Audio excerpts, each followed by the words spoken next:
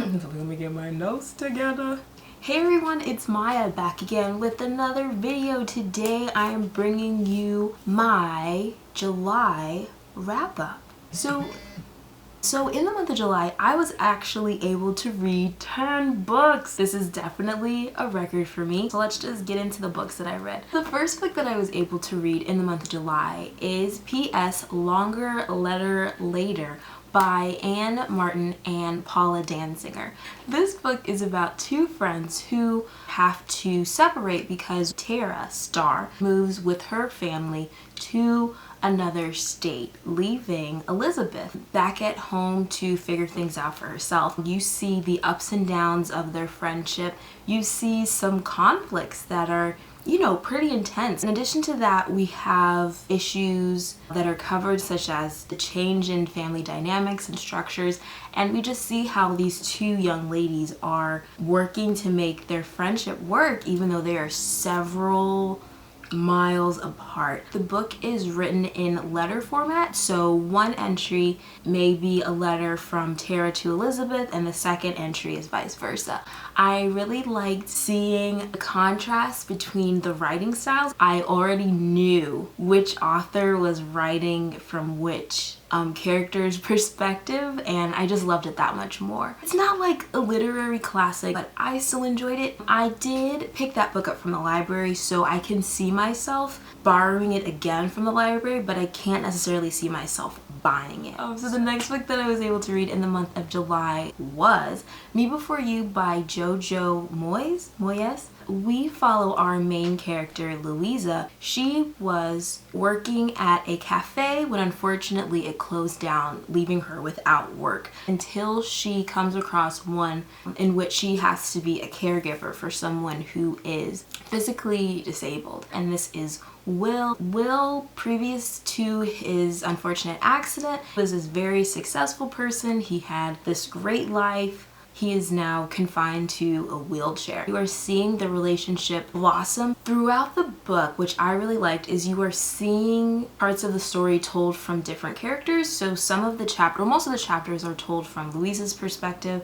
I believe that we hear from Will's mom, we hear from Louisa's sister, and we're getting a full view of this world of Me Before You. There is a conflict. They have to learn how to deal with this conflict that comes up. Definitely hit me in the feels. I have to be honest though, I really like the cover. If I were to buy the book, it would just be for the cover and not to read it again. Is that terrible? Probably. Okay, the next book that I was able to read in the month of July was Fantastic Mr. Fox by Roald Dahl. I love the movie so much that I wanted to experience the book. Mr. Fox is this cunning, sly, clever fox who, to take care of his family is often going through the farms of 3 nearby farmers. They do not like this at all, and so the 3 of them, Bogus, Bunce, and Bean, try to put their heads together to thwart Mr. Fox's plans. Mr. Fox, he hears about this, he sees what's going down, and he has to come up with a way to make sure that he and his family can still survive. I thoroughly enjoyed the book. I thought it was really great. I have a soft spot for books that have to do with animals or animals that are similar to people. So basically when animals are talking. I would definitely go out and purchase the Fantastic Mr. Fox. They're different types of books that I read last month. One of those different types of books was the Autobiography of Malcolm X. You're going through the beginning of his life to his untimely death, and as you're going through, you're just seeing who this man was, and you're seeing those events in his life that shaped him to be that person that we knew as Malcolm X. He had such a mind and just such a passion. I saw those characteristics and took a lot of inspiration from it. I definitely enjoyed it. I'm going to try to get my hands on a copy as soon as I can. The next one was You Know Me Well by Nina LaCour and David Levithan. This book is focused on our two main characters, Kate and Mark. And so in the beginning of the book, we're actually with Mark and his friend. This is the beginning of the Pride Festival in San Francisco. And the two of them are going to a bar slash club, and there was mention of the fact that the two of them sort of acted like a couple, but only when it was convenient for the friend. And that right there was like, I don't like that. Like, I'm not a big fan of selfish people, so I almost stopped reading the book, but I continued on. Mark then sees Kate there. Kate is someone that sits next to him in one of his classes, but he never noticed her until that moment. Through some other events, the two of them become really close friends, and together they are working through just a lot of conflict that's happening. Mark is unfortunately desperately in love with his best friend who does not reciprocate his feelings.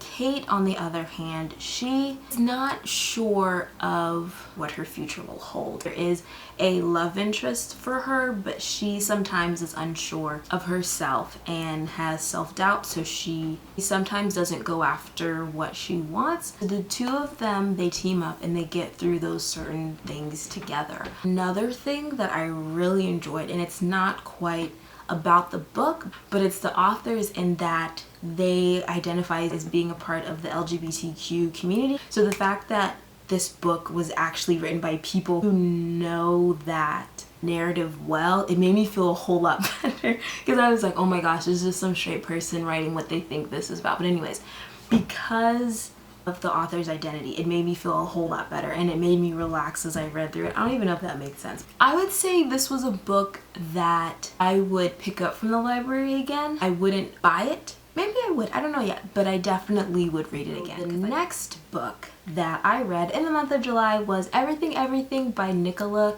Yoon.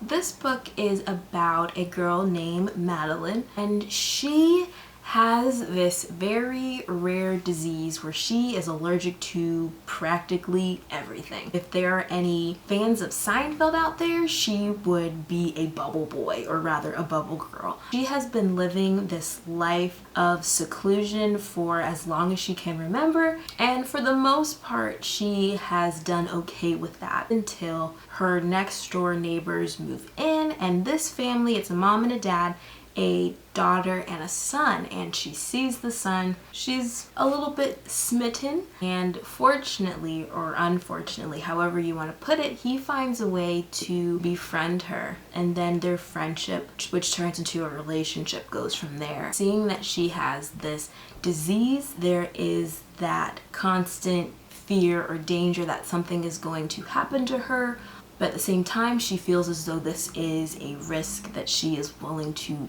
take. I really liked it. I feel that Nicola, she described things so beautifully. I think another thing that I liked about it is that in addition to just having the words on the page, you had emails that were going back and forth, you had text messages that you could see, you had other notes that were from or made by different characters in the book, and that helped me to feel even more connected to the characters.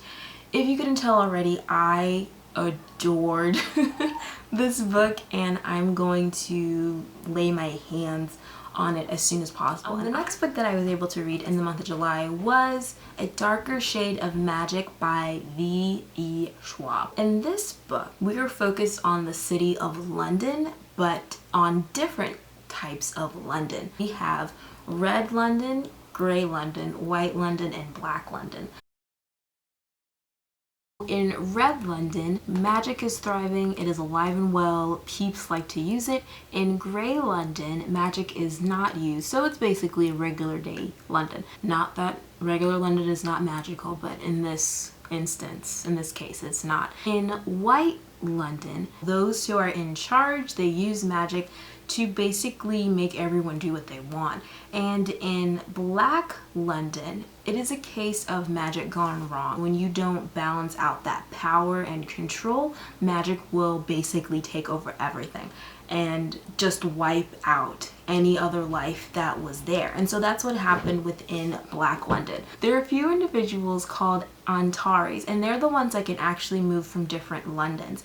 And at this point in time, there are only 2 Antares left, and our main character is one of them. His name is Kel. As he is going along, he actually finds something that doesn't belong in a particular London. He has to go and take that piece back to where it came from. Along, we meet some other characters, one of which being Delilah. I think her last name was Bard. She is someone who is looking for adventure. She is a real BA, a bad butt, and she and Kel meet, and she finds that this adventure that he's talking about is exactly what she's looking for. I really enjoyed it. The imagery, again, beautiful. It's something that I definitely want to pick up for myself, so I am on board with a darker shade of magic.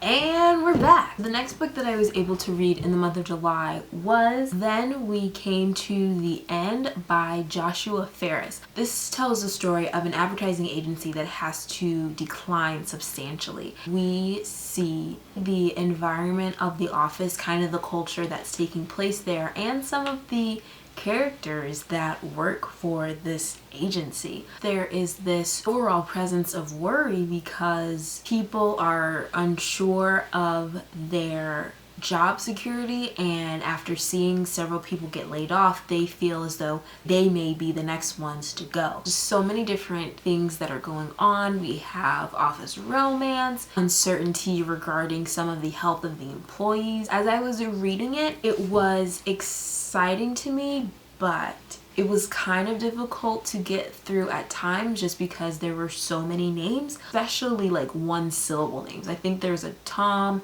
a Bob, a Chris, a Dave, and sometimes as I'm going through them in my head, I had a hard time separating them. I think it is a great story, especially for those who have worked in an office environment. While I did enjoy the story, I can't necessarily say that I would read it again. That may have been a one and done. The next book was All the Bright Places by Jennifer Niven.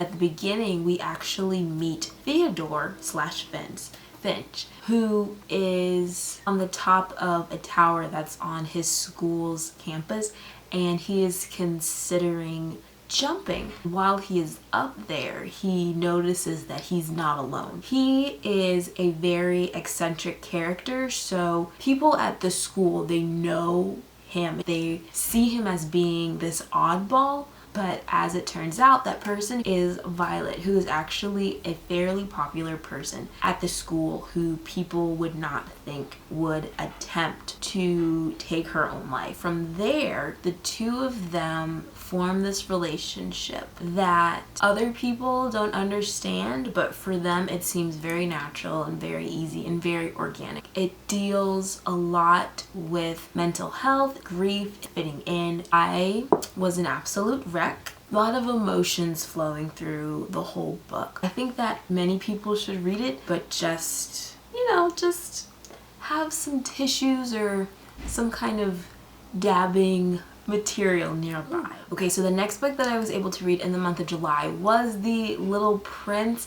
We actually meet a pilot who has wrecked his airplane and is now in the desert. While he is there, he meets a little prince who actually is from a different planet. As he is getting to know this prince, he finds that the prince has different quirks about him. There is this theme of remaining innocent and remaining creative and not allowing your age to dictate how you receive information. Meaning that even though you're an adult, it shouldn't mean that you completely set aside what children are saying. You shouldn't set aside interesting and creative ways to look at things. And I'm glad that I read it. I would say that I would definitely purchase The Little Prince and read it again. last but not least, this just made the cut, and that was The Shadow of the Wind. This book, absolutely phenomenal. Daniel, at the beginning of the book, who is our main character, he is 10 years old. He is brought to the cemetery of books by his father, who then tells them that this is a secret. It's this really wonderful place with bookshelves and bookcases and books that are just covering the wall, and that's all you can see. And then Daniel's father tells Daniel to select a book, and in this case the book will actually pick you. Like, you'll see a book and you'll find that there's this bond that you can't even explain. Daniel goes and he picks out a book, and that book is called The Shadow of the Wind. Daniel falls in love with the book and is so captivated by it that he wants to find everything that the author has written. Then he finds out that the other books have been burned or otherwise destroyed. He takes it upon himself to figure out why and to see who is doing these things and what they could possibly have against these works of art. The writing was absolutely wonderful. In addition to that, this book was one of the few that actually made me laugh out loud. You have the beautiful imagery, humor, love, romance, mystery, suspense. It was just a very entertaining ride that I was able to go on. That is definitely a book that I will be attempting to pick up in the near future. And I think it was a great way to end the month of July. But that is it. I hope that you enjoyed this. I hope that I was able to give you some insight into these books that I read. So if you haven't read it, you may want to go out and check some of them out for yourself. And if you feel so inclined, you can go ahead and let me know some of the books that you read in the month of July. Alrighty guys, well, I am out of here, but I hope that whoever you are watching, wherever you are and whatever you're doing, you're having a great day, and I will see you guys in the next one. Bye!